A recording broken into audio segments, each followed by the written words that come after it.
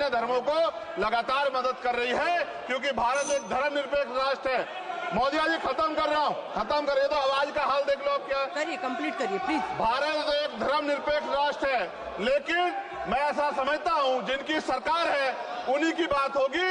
मुसलमानों की, जैनों की, सिखों की, रविदासियों की और बुद्धिस्टों की जो आंदोलन कर रहे हैं और पुलिस लाठी मार रही है, मैं समय रहते चेतित कर रहा हूँ। सरकार को चिंता करनी चाहिए कि बुद्धिस्टों का अपमान ज्यादा दिन बुद्धिस्ट बर्दाश्त नहीं करेंगे। महाबोध विहार हमारा हक है और वो देना पड़ेगा। सदस्य श्री चंद्रशेखर जी।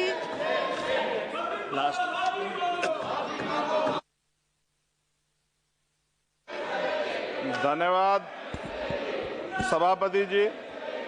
मणिपुर देश का अभिन्न अंग है, वहां महिलाओं एवं बच्चों की सुरक्षा सुनिश्चित की जाए।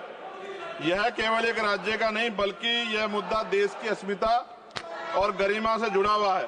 अतः वहां शांति व्यवस्था बहाल कर महिलाओं एवं बच्चों को सुरक्षित माहौल प्रदान किया जाए। मणिपुर की घटना की वजह से अंतर्राष्ट्रीय स्तर पर देश की छवि खराब हुई है। मुझे ऐसा लगता है ये तभी होता है जब सरकार को कुर्सी से ज्यादा प्यार होता है और जनता के हित से कम प्यार होता है।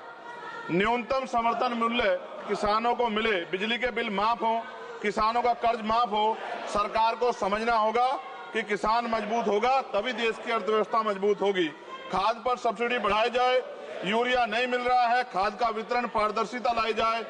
यदि समय रहते सरकार ने संज्ञान नहीं लिया तो वो दिन दूर नहीं कि देश में खाद्य संकट हो जाएगा।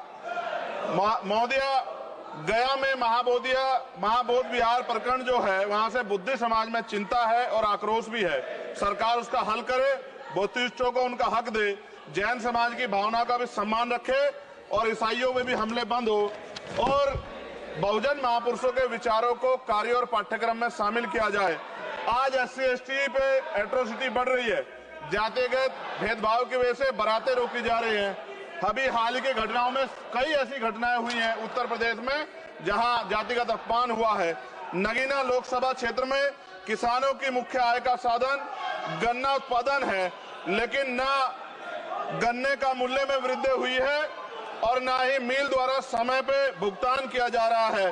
गन्ना किसान मजबूत होगा तभी ग्रामीण अर्थव्यवस्था मजबूत होगी। साथ साथ SC/ST का प्रमोशन में रिजर्वेशन नहीं दिया जा रहा है, उल्टा निजीकरण करके नौकरी खत्म की जा रही है, बैकलॉग नहीं भरा जा रहा है, पुरानी पेंशन बहाल नहीं की जा रही है। ये सब बार बार मैं इसलिए बोलता हूं कि हमारे लोगों को पता लगे कि सरकार को उनकी परेशानियों से कोई फर्क नहीं पड़ता और वो समझे सरकार उनकी कितनी तेजी है। प्रधानमंत्री आवास योजना में जो मानक में बदलाव किया जाए, उससे बहुत से पीड़ित वंचित रह जा रहे हैं। कई बार ऐसा होता है और मैंने ये देखा अपनी आंखों से, किसी ने बरसात से बचने के लिए ईंटें लगा दी हैं, उनको मानक से बाहर कर दिया जाता है। इस वजह से वो परिवार इस सुविधा का लाभ नहीं ले पा रहे। खत्म करूंगा मैम। इस वजह से उनके घर नहीं बन पा रहे और के 75 साल बाद भी लोगों पे घर नहीं है। शर्म की बात है।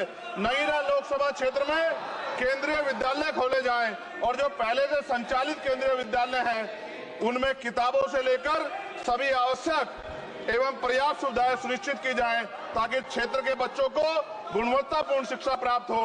और अंत में मैं खत्म करते हुए कहना चाहता हूं, अभी ईद का त्योहार आ रहा है, हम भी ये देखेंगे और देश भी ये देखेगा कि सरकार उनको कितनी मदद करा के उस आयोजन को, उस त्योहार को मनवाने में मदद करेगी, जैसे अन्य धर्मों को लगातार मदद कर रही है, क्योंकि भारत एक धर्मनिरपेक्ष राष्ट्र है।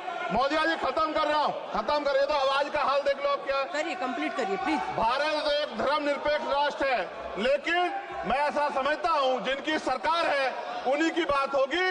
मुसलमानों की, जैनों की, सिखों की, रविदासियों की और बुद्धिस्टों की जो आंदोलन कर रहे हैं और पुलिस लाठी मार रही है, मैं समय रहते चेतित कर रहा हूँ। सरकार को चिंता करनी चाहिए कि बुद्धिस्टों का अपमान ज्यादा दिन बुद्धिस्ट बर्दाश्त नहीं करेंगे। महाबोध विहार हमारा हक है और वो देना पड़ेगा। आपका बहुत बहुत धन्यवाद। जय भीम, जय भारत।